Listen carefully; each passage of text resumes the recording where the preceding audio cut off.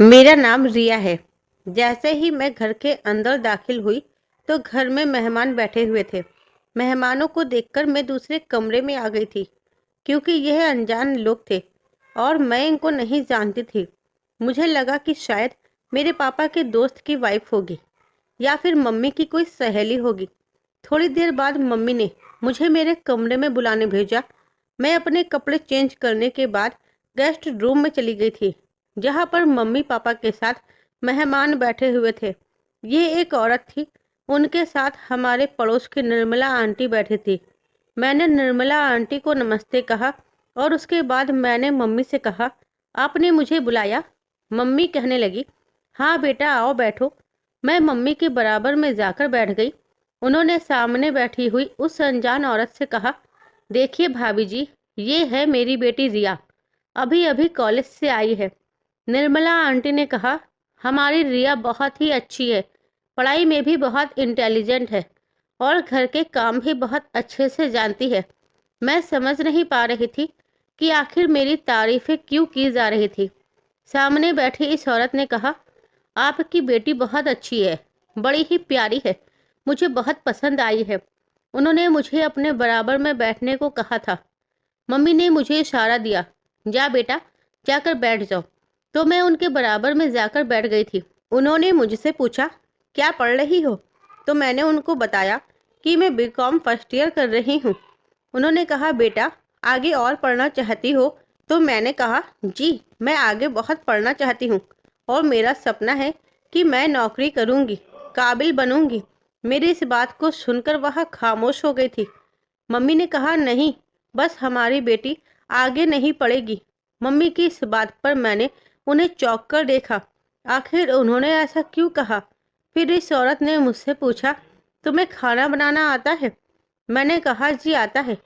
और कहने लगी कि चलो यह तो बहुत अच्छी बात है, हमारे बेटे को खाने पीने का बहुत शौक है।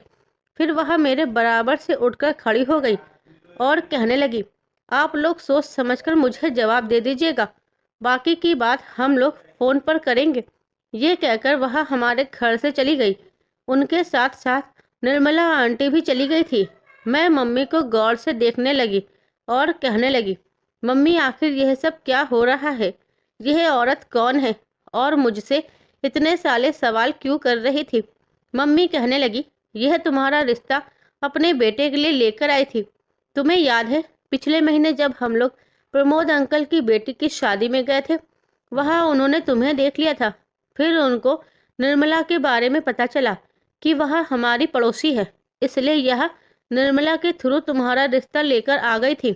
ये तुम्हें पसंद करके चली गई है रिया। हमने सुना है कि ये लोग बहुत अमीर है। अब हमें लड़के को देखना है। मुझे तो लगता है कि तुम्हारे पापा इस रिश्ते के लिए हाँ कर देंगे, क्योंकि लड़के वाले अमीर होने के साथ साथ इज्जतदार लोग हैं। सिर्फ दो भाई हैं और करोड़ों की जायदाद है। कहा हम मिडिल क्लास लोग और कहा ये बिजनेसमैन लोग। इतने अमीर घर से तुम्हारे लिए रिश्ता आना हमारे लिए बहुत ही सौभाग्य की बात है रिया। मैंने तो तुम्हारे पापा से बोल दिया है कि लड़का हमें पसंद आ जाएगा तो फौरन ही हम इस रिश्ते के लिए हाँ कर देंगे। तो फौरन ही मैंने मम्मी पापा से कहा, मम्मी आप लोग इतनी जल्दीबाजी आखिर किस बात की कर रहे हो? मेरा रिश्ता तय करने से पहले आपने मुझसे पूछा भी नहीं और मुझे बताया भी नहीं कि यह औरत मेरा रिश्ता लेकर यहाँ आई थी। मम्मी ने मुझे आगे पढ़ना है और आप मेरी शादी करना चाहती हो। मम्मी कहने लगी, बेटा तुम कितनी ही पढ़ाई कर लो, एक ना एक दिन तो तुम्हारी शादी जरूर होगी और यह तो बहुत अच्छे और अमीर लोग हैं। शादी के बाद मैं तुम्हारी पढ़ाई जारी रखेंगे। मैं बिल्कुल खामोश हो गई थी क्योंकि मुझे यह सब कुछ बिल्कुल भी अच्छा नहीं लग रहा था। अचानक से इतना बड़ा फैसला मेरे लिए कर लेना, यह सब कुछ मुझे बहुत अजीब लग रहा था। अगले दिन मेरे पेरेंट्स मेरी इजाज़त के बिना ही लड़के को देखने के लिए चले गए थे और रिश्ता भी पक्का करके आ गए थे, क्योंकि लड़का बहुत अच्छा था, अच्छी फैमिली का था, अच्छा कमाता था, उसका बिजनेस अच्छा था। कहा हम लोग और कहा वो लोग, मेरे पेरेंट्स की खुशी के ठिकाने नहीं थे। मैं उदास थी। उन्होंने मेरी पढ़ाई पूरी होने का भी इंतज़ार नहीं किया था और इतनी जल्दी मेरा रिश्ता तय कर दिया था और जल्दी वह मेरी शादी भी करने वाले थे। मेरी उदासी मेरे पेरेंट्स से अच्छी नहीं लगी, इसलिए वह मुझसे बात करने के लिए आए। उन्होंने कहा, बेटा तुम इस रिश्ते से खुश नहीं हो क्या? मैंने अपने पापा की तरफ देखते हुए कहा, पापा मैं इस रिश्ते से खुश कैसे हो सकती हूँ? आप लोगों ने इतनी जल्दबाजी में यह सब कुछ कर दिया है, मेरी कुछ समझ नहीं आ रहा। मम्मी ने कहा, बेटा तुम परेशान मत हो। अपने पेरेंट्स की बात मानने वाले और उनके फैसले पर सर झुकाने वाले बच्चे ही हमेशा अच्छे बच्चे कहलाते हैं। मेरे मम्मी पापा मुझे बच्चों की तरह समझा रहे थे। पापा कहने लगे, बेटा तुम बहुत अच्छी हो। सारी जिंदगी हमने तुम्हारी बात मानी, तुम्हारी खुशियों को पूरा किया, तो क्या तुम अब हमारी इस ख्वाहिश को पूरा नहीं कर सकती? यह रिश्ता बहुत अच्छा है, तुम वहाँ बहुत खुश रहोगी। देखो बेटा, शादी के बाद भी पढ़ लेना, शादी के बाद भी तुम कामयाब हो जाना, शादी के बाद भी बहुत कुछ हो सकता है। यह लोग मुझे मोहब्बत से समझा रहे थे। मैंने कहा, मम्मी पापा लेकिन मुझे कुछ भी नहीं पता। मम्मी कहने लगी, बेटा तुम घबराओ मत, तुम बहुत मासूम हो, वह तुम्हें बहुत प्यार मिलेगा। अभी इन लोगों ने मुझे इतने प्यार से समझाया था, तो फिर मुझे इस रिश्ते के लिए हाँ करनी ही पड़ गई थी। लेकिन मैं इन दोनों की बात सुनकर परेशान हो गई थी। मैं अभी शादी नहीं करना चाहती थी, लेकिन अपने मम्मी पापा की इज्जत की खातिर मैंने उनकी बात मानी थी। अगले दिन जब मैं कॉलेज आई तो मैंने इस बारे में अपनी फ्रेंड्स को बताया कि मेरा रिश्ता तय कर दिया गया है और मेरी शादी 2 महीने बाद है। मैं बिल्कुल भी इस शादी के लिए तैयार नहीं हूँ। पता नहीं वह कौन है जिसके साथ मेरी शादी होने जा रही है, बिहेवियर का कैसा है। मेरे घर वाले तो उसकी बहुत तारीफ करते हैं और इस रिश्ते से बहुत खुश है। मैं उदासी से अपनी सहेलियों को ये सब कुछ बता रही थी। मेरी फ्रेंड्स ने कहा, लेकिन हम बहुत खुश हैं, तुम्हारी शादी होने जा रही है, ऊपर वाला तुम्हें हमेशा खुश रखे। मैंने कहा, तुम लोग मेरी शादी में आओगी ना? तो मेरी सहेलियां कहने लगी, हाँ हाँ क्यों नहीं आएंगे, आखिरकार तुम्हारी शादी बड़े अमीर लड़के के साथ होने जा रही है, हम भी तो देखेंगे कि आखिर तुम्हारा पति कैसा है। मैंने तो अभी तक मेरे होने वाले पति अभय की फोटो तक नहीं देखी थी। अगर मेरे पास फोटो होती तो मैं तुम लोगों को फोटो जरूर दिखाती। मेरी सहेलियां कहने लगी, अरे नहीं नहीं, फोटो दिखाने की क्या जरूरत है, अब तुम्हारी शादी होने वाली है तो तुम्हारी शादी पर ही उनको देख लेंगे। मैं जब घर आई तो मम्मी ने मुझे अभय जी की फोटो दिखाई थी। वह तो सच में बहुत हैंडसम थे, इतने हैंडसम कि मैंने कभी सोचा भी नहीं था कि मेरी शादी इतने सुंदर इंसान से होगी। उन्हें देखते ही मेरा दिल ना जोर जोर से धड़कने लगा था, चेहरा बिल्कुल लाल हो गया था और अब मैंने उनके बारे में सोचना शुरू कर दिया था। यहाँ तक कि अभय के नाम से मेरा दिल जोर जोर से धड़कने लग जाता था। और फिर फाइनली मेरी शादी का दिन भी आ गया था। मेरी शादी दोनों ही परिवारों की तरफ से बड़ी धूमधाम के साथ की गई थी। मुझे अपने घर वालों से बिछड़ने का दुख भी था, होता भी क्यों नहीं, मैं उनकी इकलौती बेटी थी। उन्होंने मुझे बड़े लाड प्यार से पाला था। मैं अपनी शादी से जहाँ पहले खुश नहीं थी, लेकिन अब अभय को देखने के बाद मैं बहुत खुश थी। शादी वाले दिन वहाँ बहुत ही अच्छे लग रहे थे। मैं उनसे अकेले में मिलने के लिए बेचैन हो रही थी। जब मैं दुल्हन बनी कमरे में बैठी हुई थी और बेचैनी से उनका इंतजार कर रही थी, मेरे दिल में कुछ कुछ हो रहा था। लेकिन जैसे ही वह कमरे के अंदर आए तो उनके बर्ताव ने मेरे होश उड़ा दिए थे। उन्होंने कमरे के अंदर आते ही कहा, यहाँ बिस्तर से हटो, यहाँ मुझे सोना है, बहुत तेज नींद आ रही है, तुम जाकर सोफे पर सो जाओ। मुझे उनकी यह हरकत बिल्कुल भी पसंद नहीं आई थी। मैं कब से उनका इंतजार कर रही थी और वह मेरे साथ ऐसे रिएक्ट कर रहे थे। जब मैं बेड से नहीं हटी तो उन्होंने अपने दोनों हाथ कमर पर रखे और मुझे घूरकर देखने लगे। कहने लगे, मैं नहीं चाहता कि तुम्हें किसी तरह की कोई परेशानी दूं, लेकिन अगर तुम खुद मेरे करीब आना चाहती हो तो आ सकती हो। उनके इन शब्दों ने अचानक मुझे हैरान कर दिया था। उन्होंने कहा, मेरा लंबा चौड़ा शरीर तुम्हारे इस मासूम शरीर को कैसे बर्दाश्त कर सकेगा। मैं अभी शादी नहीं करना चाहता था, लेकिन मेरी मम्मी को मेरी शादी करवाने का बहुत शौक था।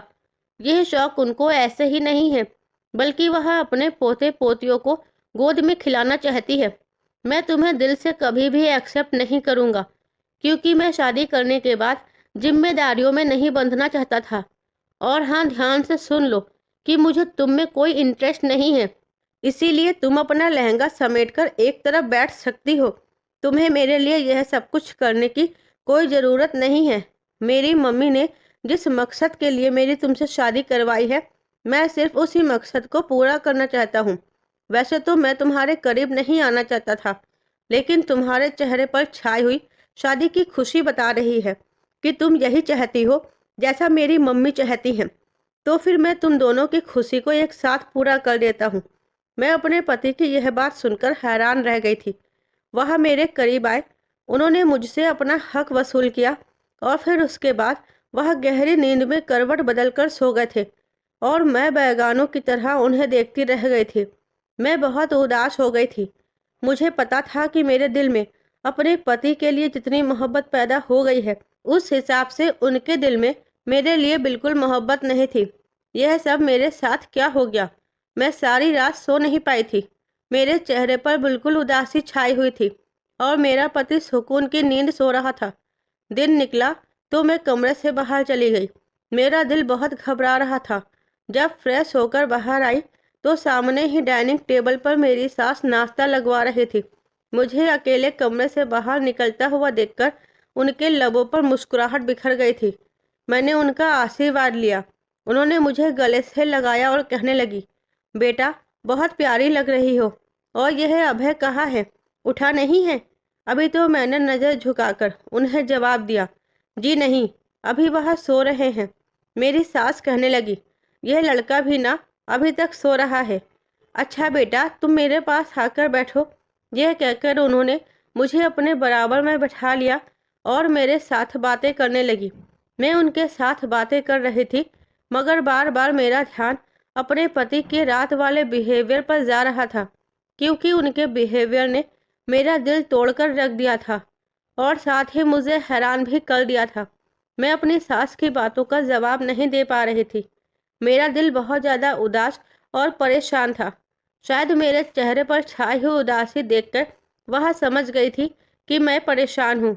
उन्होंने खुद ही मेरी बात का जवाब दिया और कहने लगी, बेटा अभय गुस्से का थोड़ा तेज है, तो अगर वह तुम्हें डांट दे तो तुम उसकी बातों का बिल्कुल भी बुरा मत मानना। अब वह तुम्हारा पति है, धीरे धीरे तुम्हारे साथ एडजस्ट हो जाएगा। प्लीज़ तुम माइंड मत करना। मेरी सास अपने बेटे की तरफ से मुझे समझाने की कोशिश कर रही थी, लेकिन मैं उनकी बातों पर बिल्कुल भी इंटरेस्ट नहीं ले रही थी। एक लम्हे के लिए तो मुझे उनसे भी नफरत महसूस होने लगी, जिन्होंने मुझे अपने सरफिरे बेटे के पल्लू से बांध दिया था। मुझे अपना पति बिल्कुल भी अच्छा नहीं लगा था। भले ही उसकी शक्ल अच्छी थी, लेकिन वह दिल का अच्छा नहीं था। मैंने जो सपने सजाए थे वह सारे के सारे चकनाचूर हो चुके थे। मुझे तो लगा था कि मेरी तरह मेरा पति भी मुझसे मोहब्बत करेगा, मुझे टूटकर चाहेगा, लेकिन उसने टूटकर चाहने के बजाय मुझे ही तोड़कर रख दिया था। मैं अभी अपनी सास के साथ डाइनिंग टेबल पर ही बैठी हुई थी, लेकिन अभी तक मेरा पति उठकर नहीं आया था। Good morning mom, how are you? पीछे से एक आवाज़ मुझे आई। तभी वह इंसान मेरे बराबर में आकर बैठ गया। यह इंसान कोई और नहीं बल्कि मेरा देवर था, अरविंद, जो मेरी सास के बिल्कुल बराबर में बैठा हुआ था और मुझे गौर से देखने लगा। उसने कहा, मॉम, भाभी का चेहरा उदास क्यों है? क्या हुआ भाभी, आपको मेरे भैया पसंद नहीं आए क्या? मैंने नज़र उठाकर उनकी तरफ देखा और कहा, नहीं, ऐसी कोई बात नहीं है, वह मुझे बहुत पसंद है। यह कहकर मैं हल्का सा दिखावा करने के लिए मुस्कुरा दी थी। पता नहीं क्यों मेरा देवर मुझे बड़ी गौर से देख रहा था। मैंने नोटिस किया था कि मेरा देवर हमेशा मुझे देखता रहता था कि मैं बहुत परेशान रहती हूँ, हंसती नहीं हूँ, मुस्कुराती नहीं हूँ, किसी से खुलकर बात नहीं करती। वह मुझसे बातें करने की कोशिश करता था, लेकिन मुझे इस घर में किसी से भी बात करने का कोई शौक नहीं था। जब औरत को उसका पति ही पसंद नहीं करता, उससे मोहब्बत नहीं करता, उसे खुश नहीं रख सकता, तो फिर वह कैसे दूसरों के साथ खुश रह सकती है? एक दिन मैं अपनी सास के कमरे में जा रही थी, जब मैंने अपने देवर को उसकी माँ से बातें करते भी सुना। वह उनसे कह रहा था, मॉम, आपने यह क्या कर दिया? रिया कितनी सीधी और मासूम लड़की है, आपने भैया के साथ उसकी शादी करवाकर उसके साथ ठीक नहीं किया। शायद वह भैया के साथ खुश नहीं है। तभी मेरी सास ने अरविंद से कहा, ऐसा कुछ नहीं है। तुम तो जानते हो कि तुम्हारा भाई काम में कितना बिजी रहता है। यह लड़की चाहे तो अपने पति का दिल जीत सकती है। मेरे बेटे को इसके साथ मोहब्बत हो जाएगी, लेकिन मैं कैसे अपने पति का दिल जीतूं? वह तो मेरी तरफ देखते भी नहीं थे, सिर्फ रात को मेरे करीब आते थे। उसके अलावा ना वह मेरे साथ बातचीत करते थे और ना ही मुझे कहीं बाहर घुमाने लेकर गए थे। मुझे अपने मायके जाना था, क्योंकि यहाँ मेरा दिल नहीं लग रहा था। मेरी शादी को पूरा हफ्ता हो गया था। अभी तक मैं खुलकर हंसी नहीं थी, मुस्कुराई नहीं थी। आखिर कैसे मैं हंस सकती थी? मेरे होठों की हंसी तो मेरे पति ने छीन ली थी। उनका ऐसा बिहेवियर मुझे अंदर तक बेचैन कर गया था। मेरी सास तो ज़्यादातर अपने कमरे में रहती थी, पति ऑफिस में होते थे। मैंने देखा था कि मेरा देवर भी अपने भाई से कम स्मार्ट नहीं था। वह मेरे साथ बातें करने की कोशिश करता था। मेरा इस घर में दिल नहीं लगता था, तो मैंने सोचा कि वह मेरे साथ बातें करता है तो मैं भी उसके साथ बातें कर लेती हूँ। वह बहुत अच्छी बातें करता था। उसकी बातों से मुझे बहुत हंसी आ जाती थी। उस दिन भी मैं अपने मायके जाने के लिए उदास बैठी हुई थी। मैं अपने पति के साथ अपने मायके जाना चाहती थी, लेकिन वह तो सवेरे ही ऑफिस के लिए निकल गए थे। अरविंद ने कहा, भाभी आप क्यों उदास बैठी हुई हो?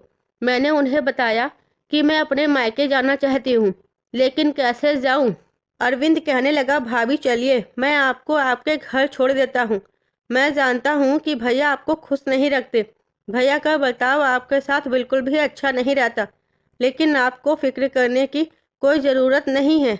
आपको कभी भी किसी भी काम की ज़रूरत हो तो आप फौरन अरविंद को याद कर सकती हो। मुझे अरविंद की यह हरकतें बहुत अच्छी लगी थी कि वह मेरे काम के लिए हमेशा तैयार रहता था। वह मुझे मेरे मायके छोड़ने के लिए चला गया था। मैं सुबह से लेकर शाम तक अपने मायके में रही थी। रात को वह मुझे लेने के लिए भी आ गया था। मेरी सास को यह बात पता थी, लेकिन जब रात को मैं अरविंद के साथ अपनी ससुराल वापस आई तो मुझे मेरे पति ने देख लिया था। जैसे ही वह हमारे सामने आए तो उनके चेहरे पर आने वाले एक्सप्रेशन यह साबित कर रहे थे कि उन्हें मेरे बराबर में चलकर आता हुआ अरविंद बहुत बुरा लग रहा था। अरविंद तो फौरन अपने कमरे में चला गया था, लेकिन मेरे पति ने फौरन ही मेरा जबड़ा दबोच लिया और कहने लगे, तुम इसके साथ कहाँ से आ रही हो? घर से बाहर कहाँ गई थी? बताओ मुझे। मैंने कहा, छोड़िए, मुझे दर्द हो रहा है। मैं अपनी मम्मी पापा के यहाँ गई थी। आप मुझे नहीं लेकर जाते, इसीलिए अरविंद मुझे अपने साथ ले गए थे। वहाँ सिर्फ मुझे पिक और ड्रॉप करने के लिए गए थे, तो उन्होंने मुझे एकदम से धक्का दिया और कहने लगे, बदतमीज औरत, अगर मैं तुझे लेकर नहीं गया तो तू मेरे भाई के साथ ही चली गई। तुझे शर्म नहीं आती मेरे भाई के साथ जाते हुए? आइंदा मैं ऐसी हरकत तुझे अपने भाई के साथ करते हुए ना देखूं, वरना सोच लेना कि मैं तेरा क्या इंजाम करूंगा। मेरा पति इतने ज़्यादा गुस्से में था कि मेरे होश उड़ गए। उन्होंने जो कुछ भी मेरे साथ किया उसने मेरे दिल को तोड़ दिया था। मैं फूट फूट कर रो रही थी और रोते हुए कमरे में आ गई थी। अगली सुबह जब हम सब एक साथ नाश्ता कर रहे थे तब मेरी सास ने अभय से कहा, बेटा तुम बहू को कहीं अपने साथ घुमाने फिराने ले जाओ। जब से तुम लोगों की शादी हुई है तब से तुम लोग कहीं गए नहीं हो। मेरे पति ने अपनी माँ के सामने ऐसे रिएक्ट किया जैसे वह मुझसे बहुत मोहब्बत करते हो। कहने लगे, जी मम्मी, जैसे ही मैं काम से फ्री होता हूँ फौरन रिया को कहीं ना कहीं लेकर जाऊंगा। अपनी मम्मी के सामने ऐसे रिएक्ट करते थे जैसे मेरे साथ बहुत खुश रहते हैं। उनके ऑफिस जाने के बाद मेरी सास ने मुझसे कहा, बेटा अभय तुमसे बहुत प्यार करता है, वह हमेशा तुम्हें खुश रखेगा। लेकिन यह तो मैं जानती थी कि वह मम्मी को खुश करने के लिए सिर्फ दिखावा करते थे। मेरी शादी को 1 ही महीना हुआ था। मेरी सास ने कहा, बस अब जल्द से जल्द तुम मुझे खुशखबरी सुना दो। मैं अपने पोते पोतियों को अपनी गोद में खिलाना चाहती हूँ। उनको अपनी आंखों से देखकर मुझे सुकून मिल जाएगा। मैं अपनी सास की इस बात पर कुछ नहीं कहती थी, लेकिन मैं अपने देवर से खिंची खिंची रहती थी। मैं जानती थी कि मेरे पति को पसंद नहीं कि मैं उसके करीब में भी खड़ी हो जाऊं, तो इसलिए मैं उससे दूर रहती थी। मुझे अभय के गुस्से से बहुत डर लगता था। कई दिन इसी तरह से गुजर गए। अरविंद मुझसे बात करने की कोशिश करता तो मैं उसे इग्नोर कर देती थी, और जब भी वह मेरे करीब आता मैं कोई ना कोई बहाना बनाकर उसके पास से हट जाती थी। लेकिन वह यह सब कुछ अब नोटिस करने लगा था। इसीलिए एक दिन वह मेरी बिना इजाज़त मेरे पति की गैर मौजूदगी में मेरे कमरे में आ गया। उस समय मैं खड़ी हुई थी। वह मेरे पास आया और उसने मुझे कंधों से पकड़कर दीवार से लगाते हुए कहने लगा, आप मुझे इग्नोर क्यों कर रही हो? मैंने कहा, अरविंद, यह क्या बदतमीजी है, छोड़ो मुझे। उसने कहा, मैं नहीं छोड़ूंगा। मैं तो आपसे बात करने के लिए, आपका दिल बहलाने के लिए, आपकी मदद करने के लिए आपके करीब आने की कोशिश करता हूँ, और आप हो कि मुझसे बार बार दूर जा रही हो, मुझे इग्नोर कर रही हो। आखिर भैया में ऐसा भी क्या है जो मुझ में नहीं? तुम मुझे पसंद आ गई हो।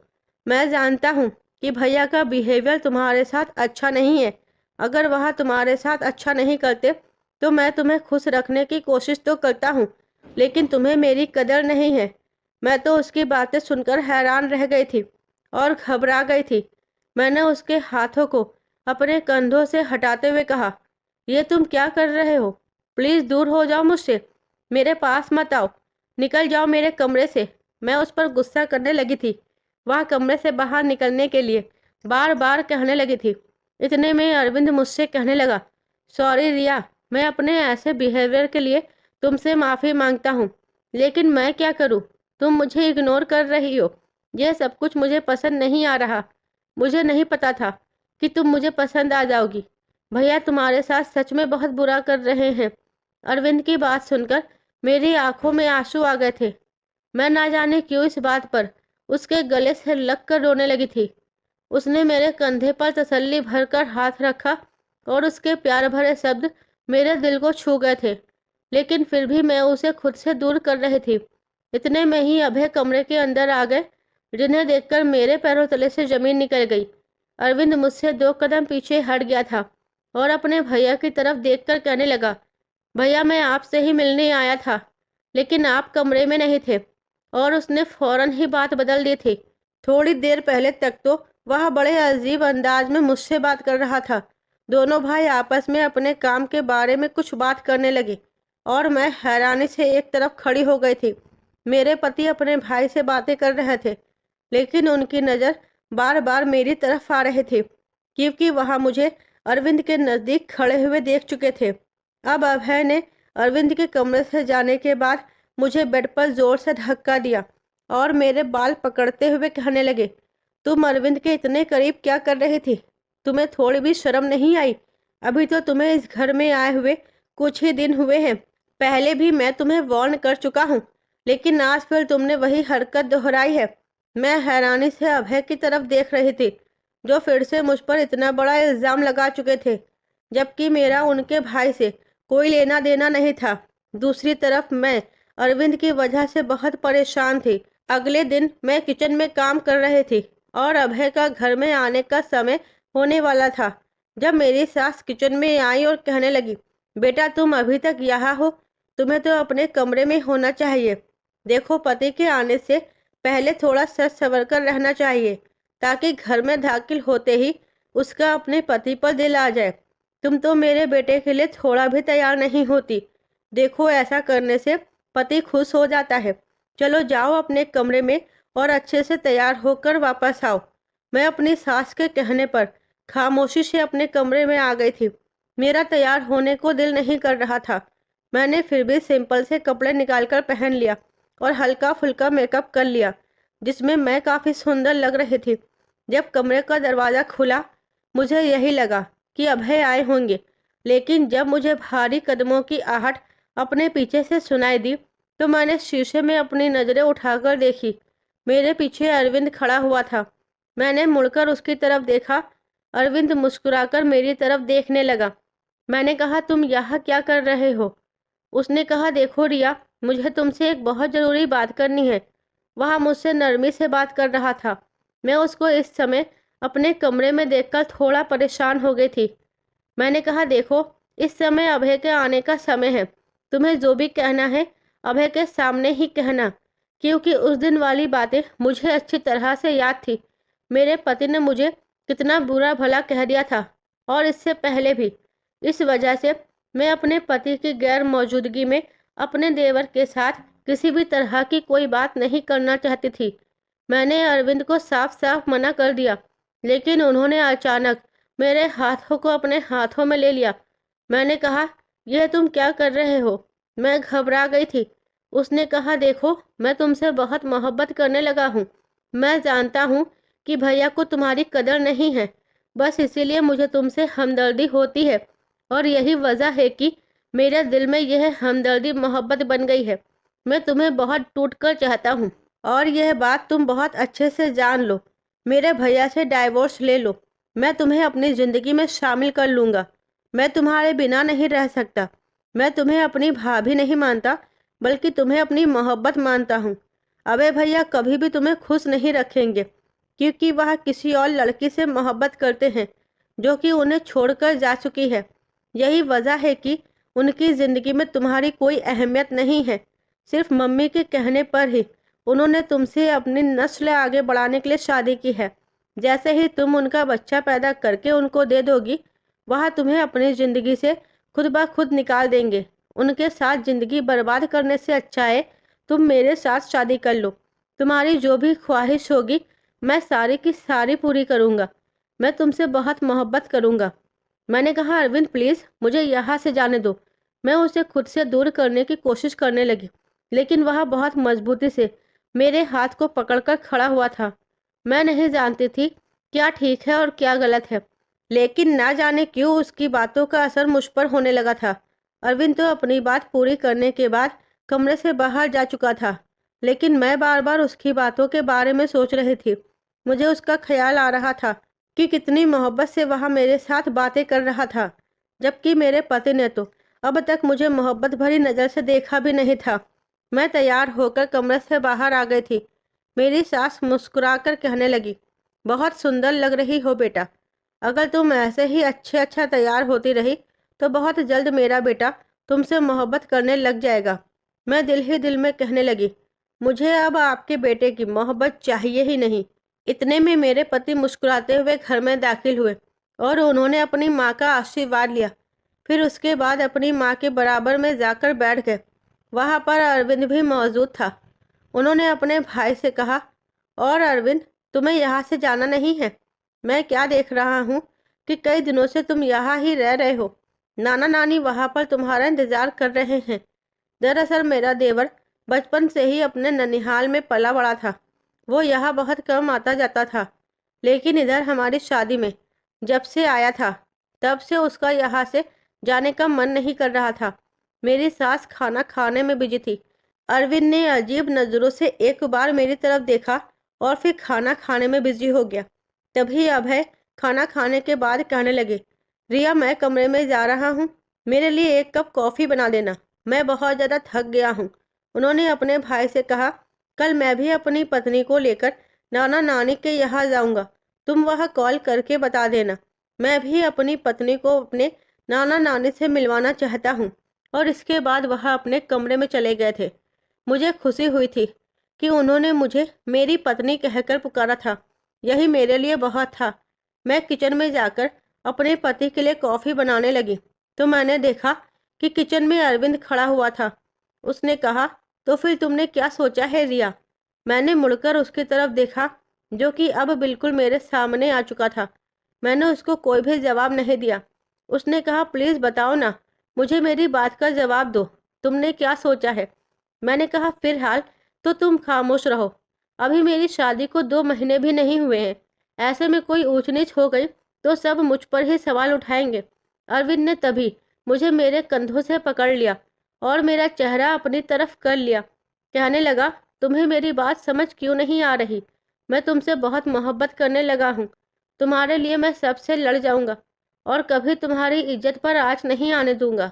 वह जुनूनियत के साथ कहने लगा। तो मैंने उसके चेहरे की तरफ देखा, जिसकी आंखों में मुझे अपने लिए मोहब्बत की रोशनी दिखाई दे रही थी। मैं इस तरह की मोहब्बत अपने पति से चाहती थी, लेकिन उन्होंने तो कभी मुझे ऐसी मोहब्बत का एहसास भी नहीं होने दिया। मैं कॉफ़ी लेकर कमरे में पहुंची तो अभय बेड पर बैठे हुए थे। उनके बराबर में कॉफ़ी का कप रखते हुए मैं दूसरी तरफ सोने के लिए लेट गई। उन्होंने सीरियस होकर मुझसे पूछा, परेशान हो क्या? लेकिन मैंने उन्हें कोई जवाब नहीं दिया। उन्होंने कहा, देखो रिया, मैं मानता हूँ कि मैंने तुम्हारे साथ संतान के लिए शादी की है, लेकिन मैं कोशिश करूँगा कि तुम्हारे सारे हक अदा करूँ। जिस मोहब्बत की तुम हकदार हो, तुम्हें वह मोहब्बत भेज दूँ। लेकिन फिलहाल मेरे लिए इस रिश्ते को एक्सेप्ट करना बहुत मुश्किल है। वह मोहब्बत से मुझे समझा रहे थे, लेकिन मैं तो अपनी ही दुनिया में मगन थी। बार बार मेरे दिमाग में अरविंद की बातें गूंज रही थी। मेरे पति ने मुझे हिलाकर कहा, तुम ठीक हो रिया? मैं एक झटके से दूर हुई और कहा, जी मैं बिल्कुल ठीक हूँ। मैं घबरा गई थी। उन्होंने कहा, देखो रिया, मैं कोशिश करूँगा। इससे पहले कि वह और कुछ कहते, मैंने उनकी तरफ देखा और कहा, मुझे पता है आपने सिर्फ मेरे साथ बच्चे के लिए शादी की है। इससे ज़्यादा आपको मुझसे कोई लेना देना नहीं है। तो मुझे झूठी मोहब्बत के दिलासे मत दीजिए। मुझे पता है कि आप पहले ही इससे पहले कि मैं और कुछ कहती, अभय को गुस्सा आ गया और कहा, खबरदार, जो तुमने मेरे बीते हुए कल को मेरे सामने दोहराने की कोशिश की तो। और तुम्हें मेरे बारे में किसने बताया कि मैं पहले किसी से मोहब्बत करता था? अभय ने गुस्से में मुझसे सवाल किया तो मैं घबरा गई। उनके चेहरे पर इतना ज़्यादा गुस्सा था कि मैं परेशान हो गई थी। मैंने घबराते हुए इनकार में सर हिला दिया और अपने चेहरे का पसीना साफ करते हुए चादर ओढ़कर बिस्तर पर लेट गई थी। वहां ना जाने कितनी देर तक मेरी तरफ खूनकार नजरों से देखते रहे थे। थोड़ी देर बाद वह सो गए थे। मैं जानती थी कि अरविंद अभी घर में है, वह यहाँ से गया नहीं है। मैं कमरे से बाहर निकली और अरविंद के कमरे की तरफ चली गई। मेरा दिल बड़ी शिद्दत से धड़क रहा था।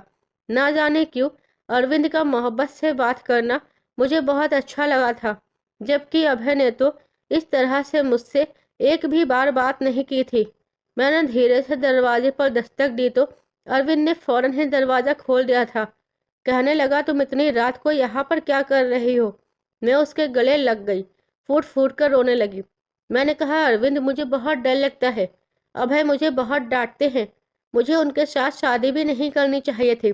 मुझे लगा था कि वह मुझसे मोहब्बत करेंगे, लेकिन वह तो बहुत बुरे हैं। अरविंद कहने लगा, देखो, परेशान होने की बिल्कुल ज़रूरत नहीं है। मैं हूं ना तुम्हारे साथ। तुम्हें कुछ भी नहीं होगा और बहुत जल्द हम दोनों शादी कर लेंगे। तुम भैया से डाइवोर्स ले लेना, ठीक है? अभी जाओ अपने कमरे में। उन्होंने तुम्हें मेरे कमरे में देख लिया तो वह हम दोनों पर ही शक करेंगे। मैं सर हिलाते हुए वहां से अपने कमरे में आ गई थी। सुबह सवेरे पता नहीं मेरा पति कमरे से निकलकर कहाँ चला गया था। पता नहीं क्यों मुझे ऐसा लगने लगा था जैसे गुजरते हुए दिनों के साथ अभय मेरे करीब आने की कोशिश करने लगे थे। लेकिन अब उनका मेरे करीब आना मुझे बिल्कुल भी अच्छा नहीं लग रहा था। मैं चोरी चुपके अब अरविंद से उनके कमरे में मिलने जाती थी और उनसे बात भी करती थी। एक दिन अरविंद ने मुझसे कहा, मैं तुमसे अकेले में मिलना चाहता हूँ। लेकिन मैं उससे अकेले में मिलने कहाँ जाती। मैंने उसे मना भी किया, मगर वह नहीं मान रहे थे। मैं नहीं जानती थी कि अरविंद के दिमाग में कौन सी शैतानी चाल चल रही है। वह मेरे साथ क्या करने वाला है। और उसके ज़्यादा जिद करने पर और नाराज़ होने पर मुझे उसकी बात माननी पड़ी। और फिर मैं एक रात खामोशी से उसकी गाड़ी में बैठकर चली गई थी। वह मुझे अपने साथ लॉन्ग ड्राइव पर ले गया था। उसने मेरा हाथ अपने हाथों में ले रखा था। हम लोग कार में बैठे हुए थे। गाड़ी सड़क पर दौड़ रही थी। थोड़ी दूरी पर चलने के बाद एक सुनसान इलाके में ले जाकर अरविंद ने कार रोक दी थी। वह मुझसे अकेले में मिलकर बहुत खुश हो रहा था। मैंने कहा, तुमने यहाँ पर गाड़ी क्यों रोक दी है? तुमने तो कहा था कि तुम मुझे कहीं लेकर जाना चाहते हो। क्या तुम मुझे यहाँ लेकर आना चाहते थे? अरविंद ने अपने चेहरे पर एक शातिराना मुस्कुराहट सजाई और कहने लगा, मैं तुमसे अकेले में मिलना चाहता था क्योंकि वह तुम्हें अपने पति का हमेशा डर रहता है और मुझे मॉम का। मैंने कहा, लेकिन हम यहाँ क्या करेंगे? गाड़ी स्टार्ट करो और घर चलते हैं, क्योंकि मुझे डर लग रहा है। अरविंद ने मुझे तसल्ली दी और कहने लगा, तुम डर क्यों रही हो? मैं हूं ना तुम्हारे साथ। वह बातें करते करते धीरे धीरे मेरे करीब आने लगा और उसने मेरा ध्यान बातों में भटका लिया। उसने मेरे चेहरे को अपने हाथों में लिया और अपने चेहरे के करीब लेकर जाने लगा था। तभी मैंने उसको अपने हाथों से झटक दिया और कहा, अरविंद, यह क्या बदतमीजी है? तुम क्या कर रहे हो? उसने कहा, अरे ये कोई बदतमीजी नहीं है, मैं तुम्हारे साथ यहाँ अकेले में अच्छा समय बिताने के लिए आया हूँ और तुम ऐसे रिएक्ट कर रही हो। मैंने कहा, देखो, मुझे यह सब कुछ पसंद नहीं है, प्लीज़ मुझसे दूर हो जाओ, मेरे करीब आने की कोशिश मत करो। मगर अरविंद पर तो जैसे खून सवार हो गया था। उसे मेरी बात पर गुस्सा आया। उसने कहा, यह तुम अच्छा नहीं कर रही हो। मैंने उसे समझाने की कोशिश की और उसे बोला, प्लीज़ ऐसा मत करो, यह सब बिल्कुल भी ठीक नहीं है। तुम मुझसे शादी करना चाहते हो ना, तो हम शादी करेंगे, मगर यह सब कुछ नहीं। लेकिन मैंने नोटिस किया था कि अरविंद की नज़र में आज मेरी कोई अहमियत नहीं थी। उसे मैं नहीं, बल्कि मेरा वजूद चाहिए था।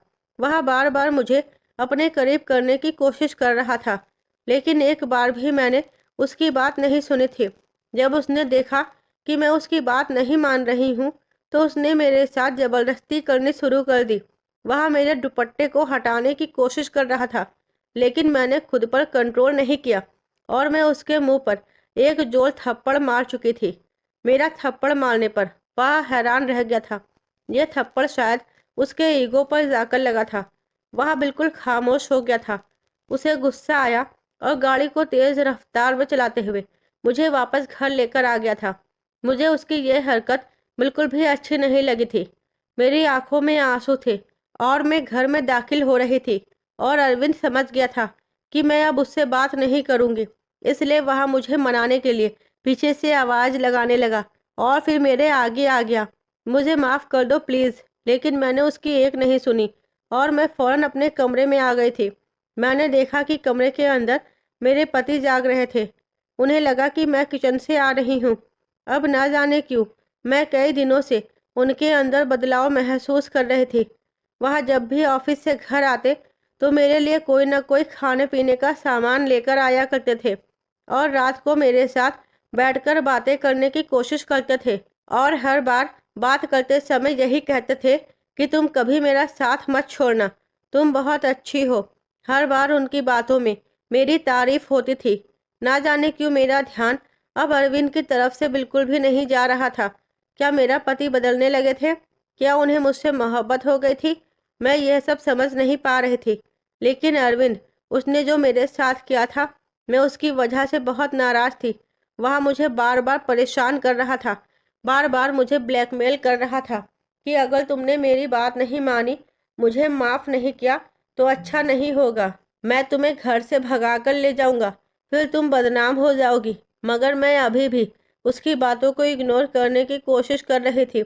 मेरा पति अब मुझ पर मोहब्बत की बारिश करने लगा था।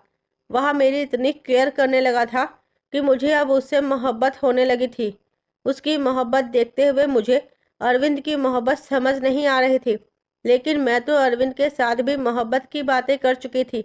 मैं इतनी आवारा तो नहीं थी, लेकिन अब मुझे खुद से घिन आने लगी थी। 2-3 दिन गुजर चुके थे।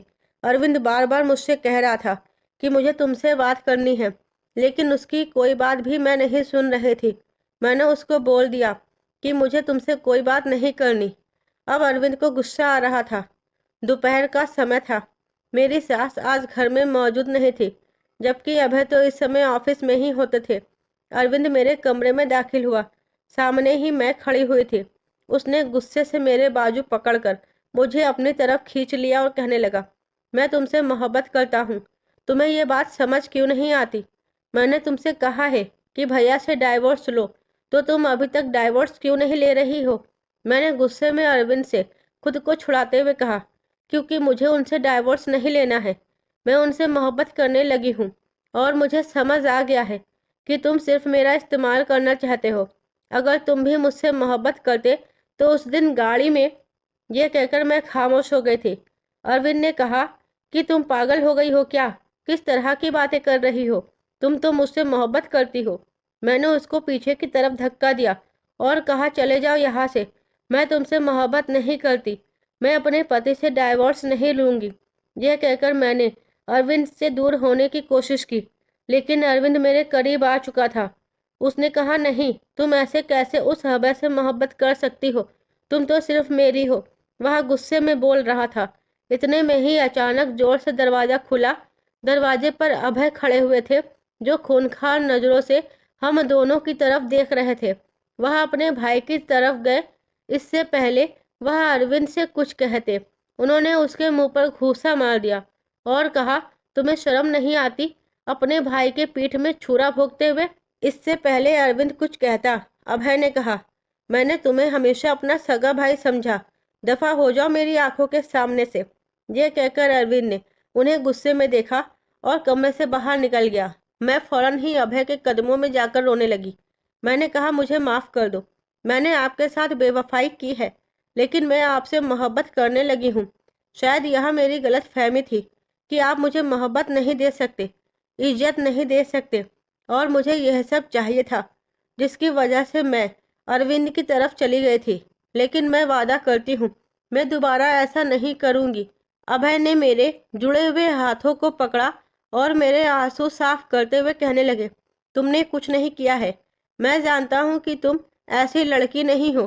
दरअसल अरविंद मेरा सौतेला भाई है। उसने इस बात का फायदा उठाया कि मैं तुम्हें खुश नहीं रखना चाहता, तुम्हारी इज्जत नहीं करता। वह मुझे तुमसे अलग करना चाहता था और तुम्हें हासिल करना चाहता था। इसलिए उसने तुम्हारा ध्यान अपनी तरफ खींचने की कोशिश की। वह मेरा सौतेला माँ का बेटा है। उसने मेरी माँ को भी कई बार धोखा दिया है। इसलिए वह अपने नाना नानी के घर पर रहता है। लेकिन शादी के मौके पर वह यहाँ आ गया था।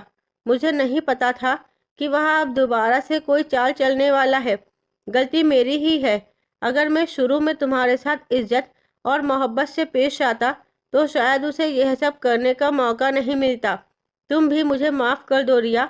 उन्होंने मुझे अपने गले से लगा लिया और कहने लगे, चलो अब रोना बंद करो। उन्होंने मेरे आंसू साफ किए। उन्होंने कहा, मैं मानता हूँ मेरी गलती है, लेकिन आइंदा मुझसे कोई भी गलती नहीं होगी। उस दिन के बाद से उन्होंने अपने सौतेले भाई का इस घर में पूरी तरह से आना बंद करवा दिया, क्योंकि अरविंद की नीयत हमेशा इस घर के लोगों की और घर पर खराब रहती थी। वह पहले ही इन लोगों को काफ़ी तकलीफ पहुंचा चुका था।